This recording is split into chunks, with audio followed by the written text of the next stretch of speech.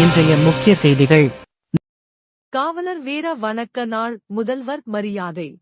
காவலர் வீர வணக்க நாளையொட்டி சென்னையில் உள்ள டிஜிபி அலுவலகத்தில் உள்ள நினைவு சின்னத்தில் மலர் வளையம் வைத்து முதல்வர் மு.க. ஸ்டாலின் மரியாதை.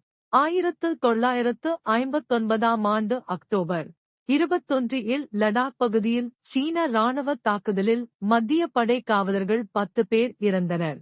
தாக்குதலில் வீர மரணம் அடைந்த காவலர்களின் நினைவாக அக்டோபர் 21 வீர வணக்க நாளாக கடைபிடிக்கப்படுகிறது. பர்கூர் பிரஸ் கிளப் சார்பாக காவலர்களுக்கு வீர வணக்கம். வீர வணக்க நாளில் காவலர்களின் துணிச்சலுக்கு வீர வணக்கம் செலுத்துகிறோம். பணியின் போது உயிர்த்தியாகம் புரிந்த காவலர்களை வீர வணக்க நாளில் நினைவுகூர்கிறோம். Bargur press club.